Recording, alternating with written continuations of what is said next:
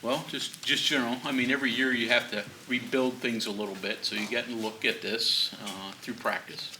What do you think? Like this team, I think it's too early to tell just how good we are. You know, you play all these inter squads, and last weekend we threw a couple shutouts in the inter squads, and you're like, geez, we can't hit at all. And the week before we scored a ton of runs, and it's like, geez, we can't pitch at all. So you never really know till you play somebody else. But yeah, like the makeup, got a lot of good players. They're working extremely hard, putting a lot of effort into being a good team, and that's what it takes. I think in some areas we're better than we were last year, and other areas we're not as good. So, but in typical fashion, we won't know till we're about 20 games in exactly how good we are. I know you had to remake a lot of that, right? Yeah, you know, the transfer portal, people get mad at the portal, but the portal's been pretty good to Mountaineer baseball here the last couple of years, and I think this season is no different. I think we've got some really, really important pieces that we got out of the portal that are going to help us be significant contributors to the program. So a lot of guys that nobody even knows who they are yet. So pretty excited about the new guys.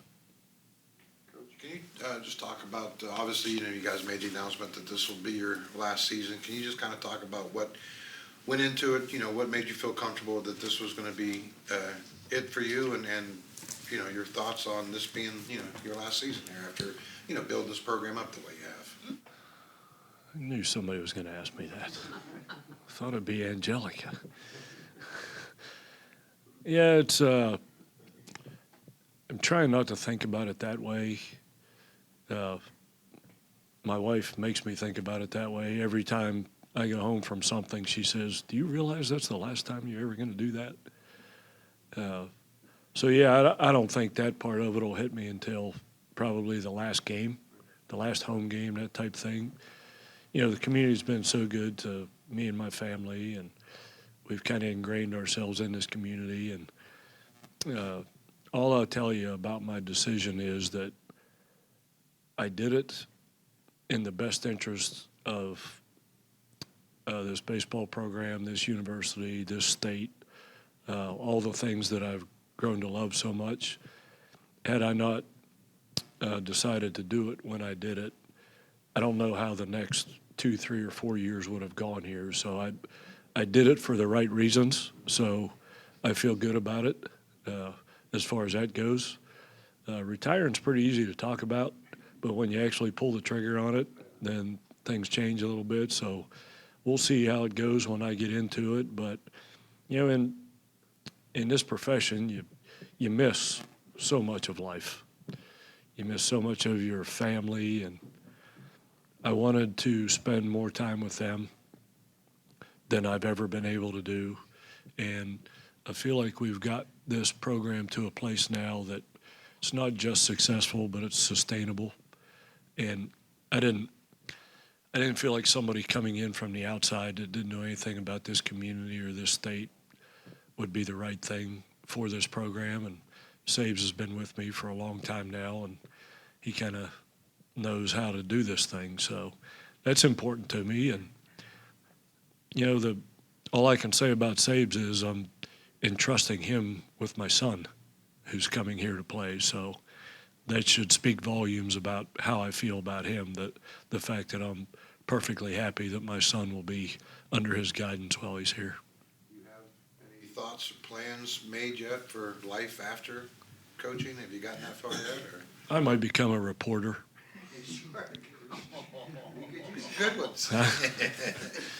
No, I've got plenty of things to do. I've got a lot of hobbies, and I feel for those guys that don't have hobbies and get super obsessed with their profession. And I've got a lot of things I can do, but my main goal is going to be, like I said, to just enjoy life with my family.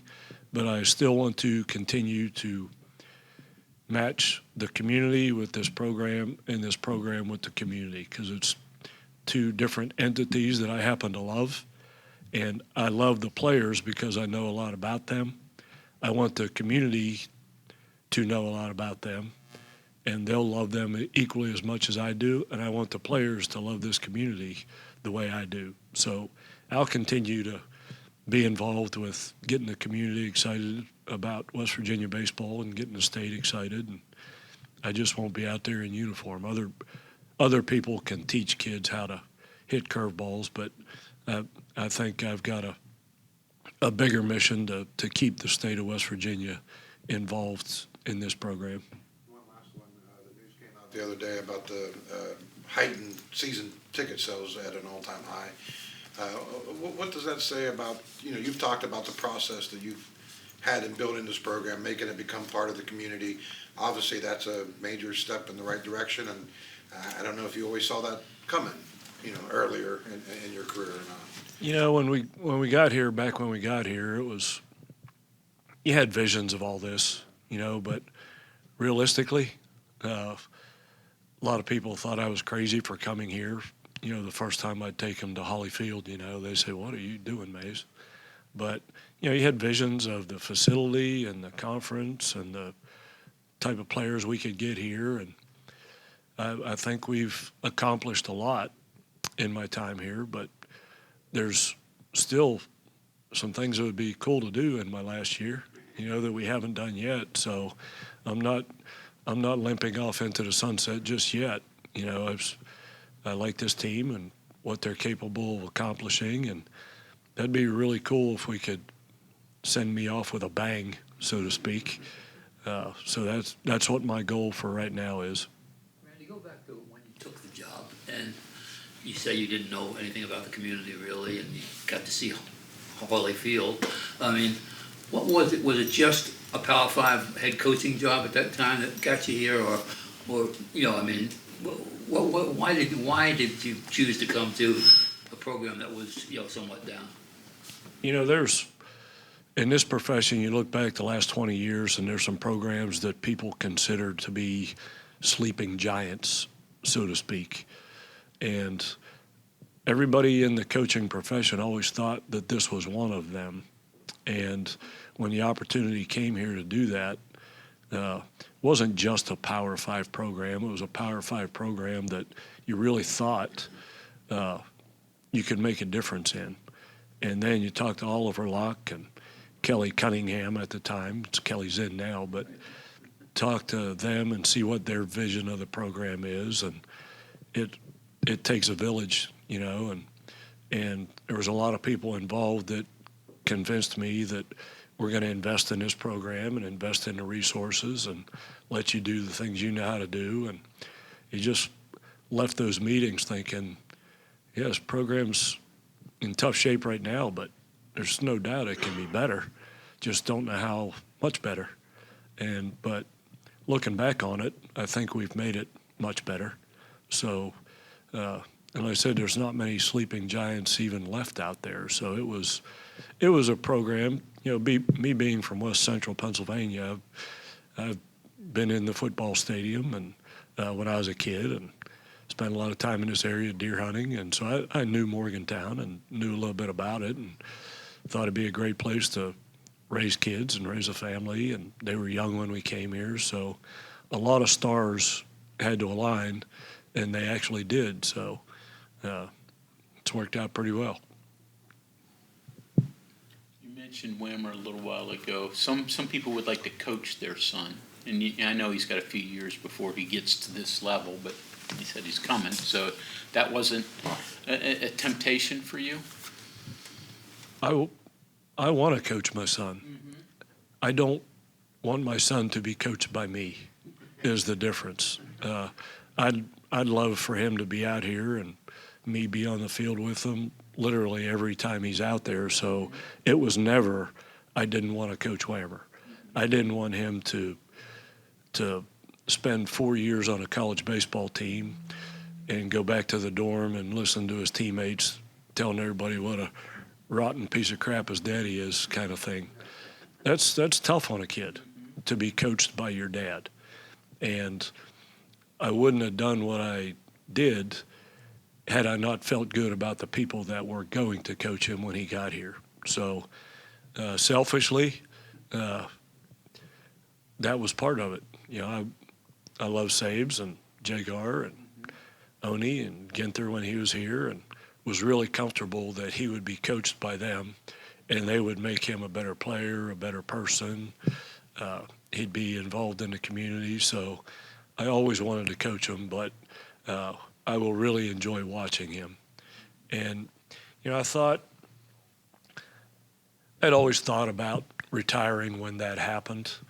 And the kicker for me was we were playing Texas Tech last year here, and I think we were beating them 17-2 on a Sunday. I can't remember what day it was. And we were in the seventh or eighth inning, and the game was pretty much in hand. And Whammer had a baseball game at Milan Park at the same time. Sierra had a softball game on the field right beside him. And I thought to myself, I'd rather be there right now. And when that thought occurred to me, I thought, it's not fair to my team, to the community, to the state, for me to want to be somewhere else at that moment. So I think that was the straw that broke the camel's back. If you're ever doing a job and for any moment in time you wish you were somewhere else, then it's probably time for somebody else to run this program. Steve, take on any added responsibilities this season, trying to get him ready for next year? I don't really think so, because I've given him a ton of responsibilities the last 4 or 5 years, because you guys have probably heard me say that as a leader of anything, one of the most important parts of being a leader is you have to recognize that you're not good at everything. And when you're not good at everything, surround yourself with people who are good at the things you're not good at. And that's what I feel like I've done pretty well. Surround myself with guys who can take care of the things that they're better at than I am. And there are some areas that he's better than me.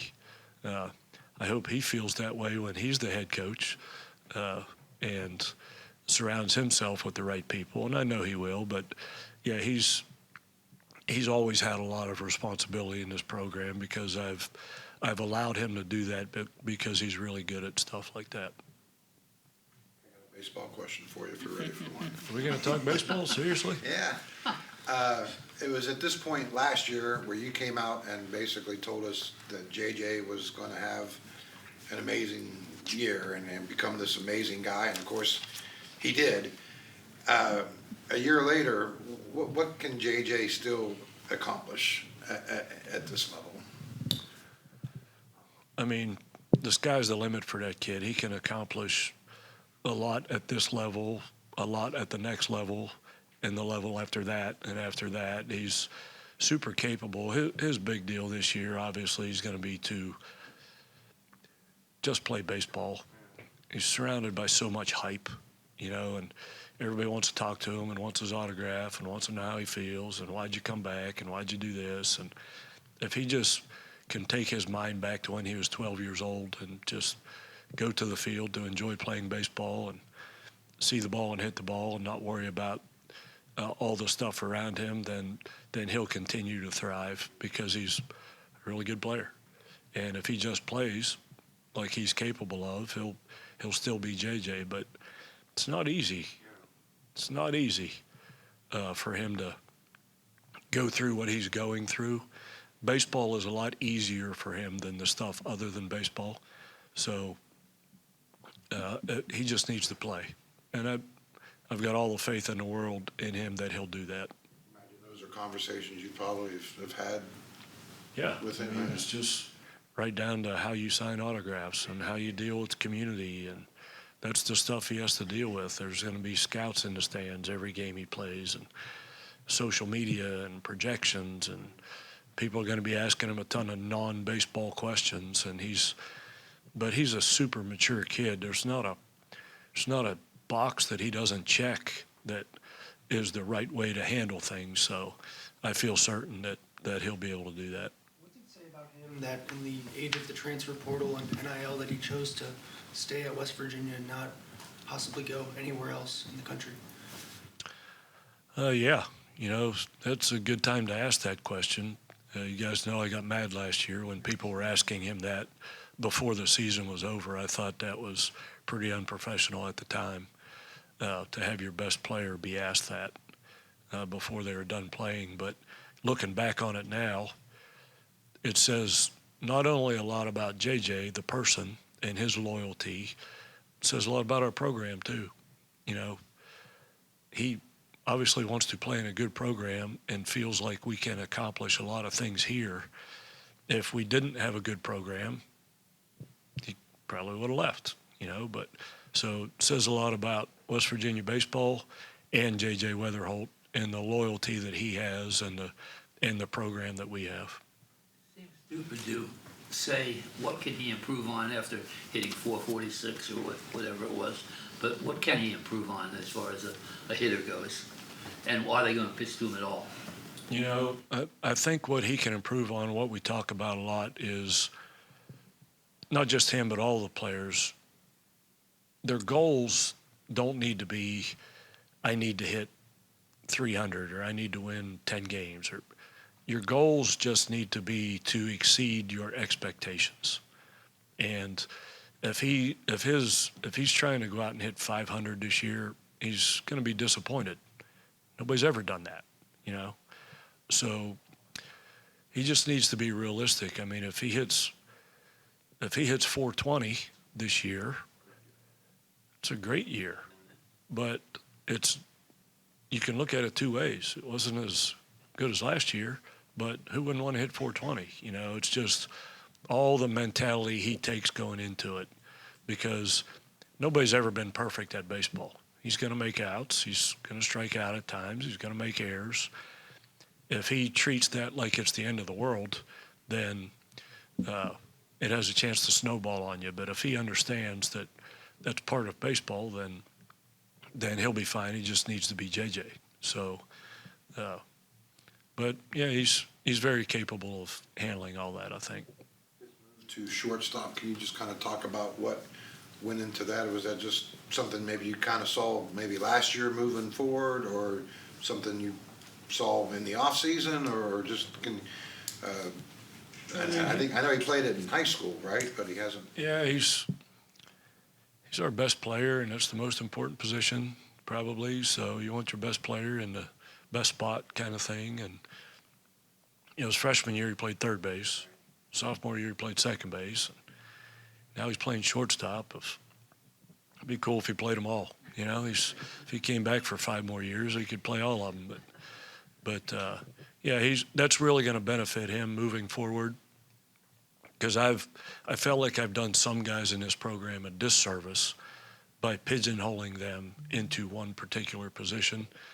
The Tevin Tuckers and the Jimmy Galuskis, those guys that only played shortstop here, and then when they sign pro, somebody jams them at third base or second base. They've got no experience there. So JJ has played multiple positions, so I feel good that at the next level he can play multiple positions. So that benefits him and us. JJ obviously made the big jump from his freshman year to his sophomore year. Is there a player on this team who can, not the similar type jump, but it can make a big jump from what they did last year to this year? I think there are.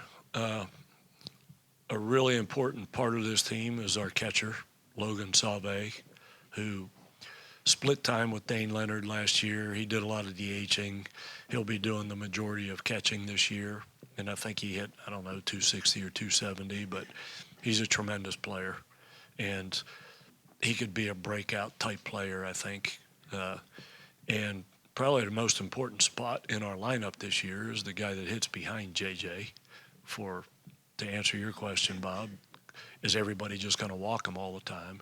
If they want to walk him and let him steal second base and have somebody drive him in, that's a win for the Mountaineers too, So it looks like Logan will be hitting behind JJ, at least to start the season. So you have JJ, you probably lead off then, still is kind of what you're thinking? Yeah, I think so. And it's crazy these days in baseball. you literally can submit 9 names into a computer and there's some program that spits back the perfect lineup. But they can't measure how the crowd reacts when JJ steps in the box and the energy that gives you to start a game. And if people want to pitch around JJ to lead off the game, we'll take that, So it's to coach this sport, you got to have some feel. And the experts would tell you, don't put your best hitter in that spot. But I just want the energy in the stadium to be at an all-time high when that guy steps into the plate. And I think that's where he'll start. But it always changes too, Randy, with the new Big 12 scheduling setup, the fact that you got more games and earlier games, does it change the complexion of the season? Does it force you to make some lineup decisions maybe a little bit earlier than usual? Yeah, we got the old Cougars of BYU rolling in here first weekend of March, so we only have 3 non-conference weekends now instead of 5. So, yeah, it'd be ideal if your best team was in place when that happened, and that is a lot earlier. So, but we're in a situation with this team. I don't know what the lineup is right now. We still have guys battling in outfield spots and infield spots and on the mound. So, but yeah, it's the fact that we've been outside so much and have gotten to play a lot of inter squads outside in the preseason has helped that. And today marks the first time ever since I've been here that we are playing an inter squad game under the lights before the season started. So first pitch is at 6 o'clock today, which has never happened, I don't think, for a preseason inter squad game. There's 2 feet of snow out there. Usually there's 2 feet of snow, but it's been wonderful. And that, don't ever underemphasize the importance of that when we get started, the fact that we've been outside. There's been seasons where our first day outside was the first game. And when old Coach Mazey does limp off into the sunset, I hope to make some positive changes in college baseball as a sport, and that's definitely one of them that needs changing. Could you imagine if that happened in football and basketball, that a football team actually couldn't practice on their field until the season started? What kind of an outcry are we really talking about? But in baseball, it's just accepted. Yeah, it's an afterthought. So the league, like you were talking about, expanded from 24 to 30 games. Next year, the league expands again. Is there talk on what the conference schedule will? I don't care about next year. I Didn't we just have that conversation? No, I'm kidding. know. Yeah, it's always a moving target, and when the Arizona schools come in and the schools out west, you'd like to sit there and think, okay, we know what our schedule's going to be 2 years from now and 3 years from now, but we don't. There's so much that goes into scheduling with exam weeks and travel, and we don't want to have a year where you go out to Arizona for a 3-game series in March and then turn around and go to Arizona State for 3 games in April. So there's so much that goes into it with so many moving parts. It's a pretty tough job of making the baseball schedule for the Big 12. So we don't know what that's going to look like, but they try and take into account travel and exams and all that stuff. So we don't really know what the future of scheduling looks like, but it's pretty exciting for the fans to come see an Arizona State weekend. Yeah. If they continue to, they already expanded the conference season this year. If they continue, does that make your non-conference scheduling easier or more difficult, the fact that you're dealing with less non-conference games now? A little bit of both. It was never easy because we normally play 5 non-conference weekends before the season. We were one of the only conferences that did that. So finding a team to play that 5th weekend that wasn't in conference games was tough. So it'd be easier to schedule. Got to be a little more strategic about it, I think. If you turn into a league that has all those teams that are good teams and RPI games, everybody's got a good RPI. You don't want to kill yourself opening weekend. The SEC model normally has been go light on the non-conference weekends because the RPI in the league is so good. So again, it's a moving target. You never know how it's going to be. 2 or 3 years from now. And is it, I mean, turf's turf, does it play the same, or does it feel a little bit different? It is different. It's a little slower than it's been in the past. So that thing you guys called Mazey ball in the past, that went in the dumpster with the old turf probably. It's not going to be that type of a team, but it does play differently. I think it looks great. Does everybody agree with me on that? They asked me how I wanted it to look, and I wanted that dang state of West Virginia in center field. So I'm proud of that. Usually when I make a decision that a lot of people don't like, I usually blame it on somebody else that they made it. But if you don't like the state of West Virginia in center field on this field, you're going to have to deal with me on that one, because I wanted the people to be proud of the state that we come from, and I wanted our players to be proud of the state that they play in. So I wanted that darn state in center field. I'm awful proud of that, and I think it looks great. No running, you guys will just go station to station all the time, huh? You never do. You always have some guys that can run. We don't have near as many as we've had in the past. You know, those 3 outfielders that we lost all had double-digit homers, double-digit stolen bases, and that's not going to be the case. So we've got a couple guys that can run, but typically we have 6 or 7. That's not this year's team by any means. You mentioned Salve. I'm also kind of thinking of Sam White, Ellis Garcia. Do they have any chance of, kind of making that freshman to sophomore jump offensively? Or No doubt. Skylar King, I guess, would be another one maybe? Or? No doubt. Those guys are all very, very capable. They're all going to be middle of the lineup type guys, and they're all capable of having not JJ type years. Nobody has JJ type years, but those guys continue to progress. Then this could be a pretty formidable lineup. That jumped out, make a weekend lineup. Probably more so on the transfer portal end of things. We got a big old dude from UT Arlington named Lumsden that hit a bunch of homers his freshman year that has played pretty well for us. He's going to be exciting. We had a junior college transfer named Brody Kresser that has played really well this spring, who's going to be in there. Got a kid named Reed Chumley who came to us from Houston Baptist, hit over 390 in Division I. You don't do that by accident, but he's a draft league kid, so he's played in Morgantown the last 2 summers. So I think more so transfer portal kids than true freshmen, which there's a chance that'll be the case every year moving forward. That's kind of what we've gravitated towards. So, but yeah, I feel pretty good about this team, and I think we can go 12 guys deep and not lose much. Making a lineup's going to be a little bit of a trick this year, especially early on, because we have a lot of guys that should be in a starting lineup that aren't going to be. They only let me put 9 of them out there, and if you have 12 good ones, then 3 of them aren't too happy with old Coach Mays when the game starts. But we'll rotate those guys in and out and see how it settles at the halfway point. As you just mentioned, I mean, obviously last year Wallace and McNeely were huge for you coming out of the portal. Any of those guys kind of, comparable, or do you see similar? Not comparable at all. Those guys were runners. They could steal bases for you, dynamic. Landon Wallace's personality was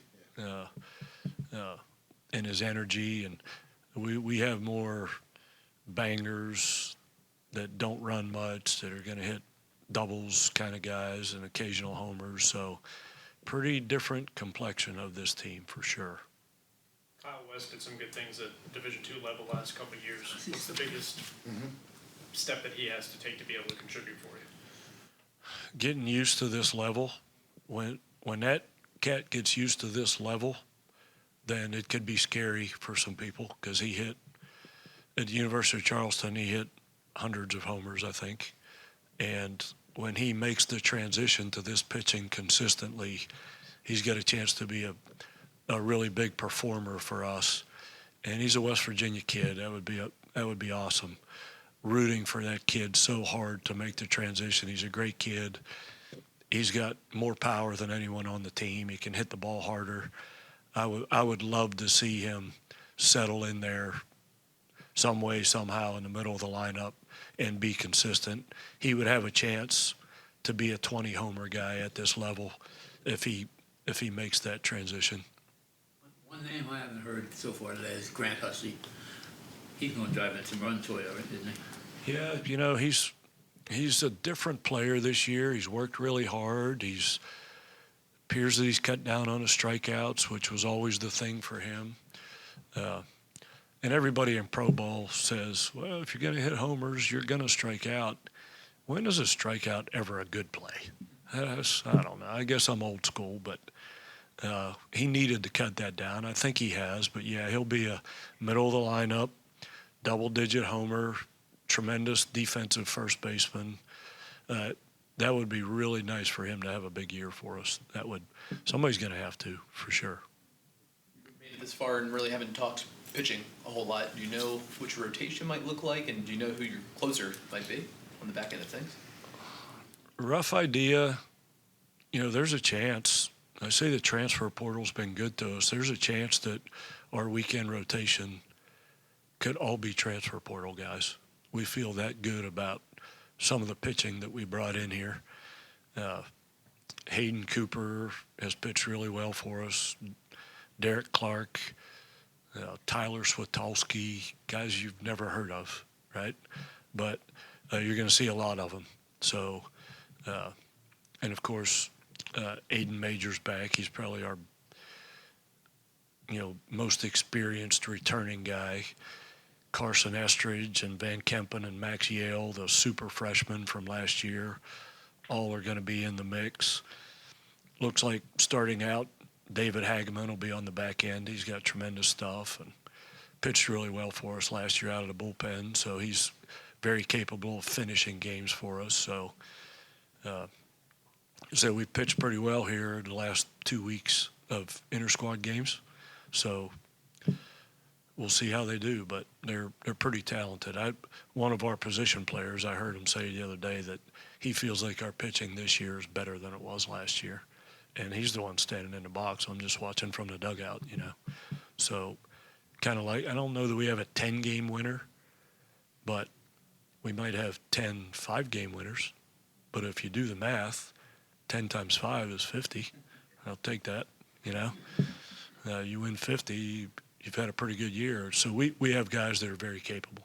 When you look at how last year unfolded, was pitching kind of as you move forward to this year, was pitching where you felt like you had to get better? I mean, we were pretty good on all sides of the ball last year. I knew replacing those 3 outfielders was going to be a trick because those guys were really good for us. They all hit, like I said, double-digit homers, double-digit stolen bases, were great defenders. So that was going to be a big piece of it, replacing those guys. And, Traxel and Hampton pitched a lot of innings for us last year, and we knew those guys, we had to replace those guys, their innings. So I'd say the pitching in the outfield, and we knew Logan Sauvé would be super capable of catching, and the infielders with JJ and Huss and Egar and those guys would be fine. It was the pitching in the outfield that needed addressed the most. You kind of mentioned those freshmen last year, Estridge, Hageman, Porco, Maxiel. I kind of call them like a basketball team. They're all tall. They can all kind of throw it and bring it. Of course, they were all freshmen. You didn't really know where it was going to go. Their progression as a group from last year to this year, control-wise, are they still bringing it? And, having pitchers, a group of them that can throw 90-plus, 94, and what does that – that probably brings another aspect. Yeah, right? You want those guys. They all were good for us last year. None of them were great. They were all good. But guys that look like that and throw like that, you want them to be great. Right. At some point, they're going to have to make that transition from good to great. But Manoah didn't do it till his third year in the program. Nick Snyder, if you guys remember Nick Snyder, the year before Nick Snyder was Nick Snyder, he never made it through an inning of baseball as a Mountaineer. I'd put him in the game, I'd have to go get him. He could never finish an inning. But then he turned into Nick Snyder. So at some point, all those big dudes that have great talent have to figure out how to be great pitchers, because great stuff, it doesn't mean you're a great pitcher. You have to learn how to become a great pitcher. So to say that that's happened yet and one of those guys can win 10 games, not ready to do that yet. But ask Coach Sabins that question next year at this time, and hopefully he'll say, yeah, they're ready to be great, because it's coming. You're just not that big and that talented without it coming at some point. So it's coming. Hopefully it'll be this year. Sometimes it doesn't happen until the middle of the season, you know. Earlier you talked about how you kind of spoke with JJ about him kind of just focusing on baseball. Is there a sense that you have to also remind others of that when there's a lot of scouts and eyeballs on West Virginia baseball because of JJ, that they also should not have so much pressure on themselves and to stick to baseball? It's a lot easier for the other guys than it is for JJ. It's a lot easier for the other guys to see the scouts up there and know that they're here to watch JJ. And so that's a wonderful opportunity for them. Sometimes as a baseball player, you just have to have one good game. We had a kid named Corey Walter here when I first got here. There wasn't a scout that knew who he was until we played the Big 12 tournament and he had a good game. And it was a game that all the scouts were at, and they were like, who's this guy? So with all the scouts coming to watch JJ, if a Grant Hussey has a couple of homers, or if a David Hageman has a great game, or Aiden Major has a great game, people are going to notice those guys when they're here to watch JJ. So no pressure on everybody else. It's just a wonderful opportunity for them to have that chance to be seen by a lot more people. Randy, new guy on your support staff, and Drew Hefner, how did he get on your radar? Do you look for a local guy in that spot, and what does his role kind of entail? He's a jack of all trades. You know, his name came across my desk late last spring, and talked to him a couple times on the phone.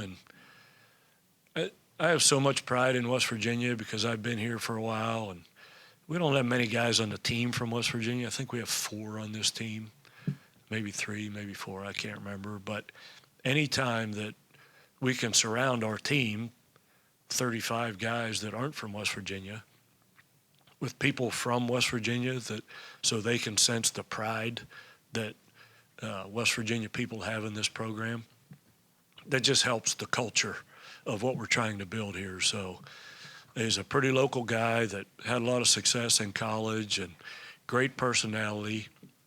I think he has a great future in this business because let's face it, our business is more about communicating than anything and getting kids to do what you want them to do, and he's capable of that. So he's been a wonderful addition for me. I enjoy coming between him and Justin Oney, 2 West Virginia kids that are surrounding me every day in the office. They keep me pretty grounded too, so I love having that local flavor on the staff. Coach, I've often wondered over the years, like when a college coach has a player on their roster, it's projected to go number 1, number 2 in the draft, what kind of pressures there might be on that coach to feature that kind of kid, or to make sure that kid reaches his potential. Obviously, football, basketball, a little different because you have to get the ball to that kid. And baseball, is it more than, you got to put JJ's name in the lineup? Is it more to it than that? The biggest thing for us is, in his position in our sport, there's going to be failure. If you're the best football player out there and throw for 400 yards every game, you can have a good game every game in football and win the Heisman. If you're the best college basketball player, you can have a good game every game. In baseball, you can't. So it's more about coaching him through the bad days more so than the good days. Because if he lets it get to him, if he goes 0 for 4 and lines out to the right fielder twice, if he thinks, oh my goodness, how many scouts saw me do that? If that gets into his head, it can snowball on you. So you have to be stronger mentally in this game than you do physically. So I haven't talked to JJ once about stealing second base or hitting or anything like that, but talked to him a lot about how you're going to handle it if you make an error, that type of thing. So, yeah, it's a little bit different in our sport. And then freshman Jameson from Morgantown High, he's been committed for a long time, I know that, but, what have you seen from him early on and down the road with him? What kind of player can he be for you? The tools are off the charts tremendous. He can hit it so far, and he can run really fast, and he can throw the baseball. It's just like anybody. It's making the transition, Kyle West is still making the transition, and he's been in college for a couple years trying to make the transition. These kids that come from high school, it's just nobody just steps into this level and has success immediately. Nobody does that. Not a pitcher, not a hitter. So there is a transition period, and they're all going through it. It all becomes a mentality of, I get it. I understand that the definition of development has the word time in it. So it takes time to develop as a player. It's how are you going to handle the days where you're not in the lineup, or somebody pinch hits for you, or somebody comes in and pitches for you. You got to be able to handle that if you're going to be a good player eventually. And you have to stay healthy. You've got to stay mentally strong. You got to do all the things and just wait for your time to come. And when your time comes, take advantage of those opportunities. So everybody's going to get opportunities. It's just who takes advantage of them, All this wisdom you're bestowing upon player-manager relationships and what you have to do psychologically, have you been talking to Sabins about that? And will this year be more of a lesson for him on those levels? I don't want Sabes to try to be me. That would never work. When Skip Burtman left LSU and Smoke Laval took over for him, I think Smoke tried to be Skip. Skip was the ultimate motivator. And if you're the ultimate motivator, then second place is way far behind you. So I don't want Sabes to try to be me at all. He's got a different style of the way he does things, and I want him to blossom as a head coach within his style. I'll be more than happy to help if he needs my help. He's heard me say that good leaders can't be good at everything. Surround yourself with people that are, and if he wants my help in an area that he feels like I have a strength in, I'll be more than happy to help him. But I want Sabes to be Sabes, and if I didn't think Sabes being Sabes was good enough, then I wouldn't have my son come and play for him. So I think it's plenty good enough to take this program to places that it's never been before. And if he takes this program to Omaha 3 years from now, I'll actually feel good about the fact that I still had a part of that, even though I'm not the head coach, because I wanted to see this transition. Have we all not seen what a non-smooth transition looks like in the head coaching ranks? I thought this program had to have a smooth transition to sustain the level that we've reached. And I think it's the smoothest transition possible, and the right guy will be on the field telling them how to do it.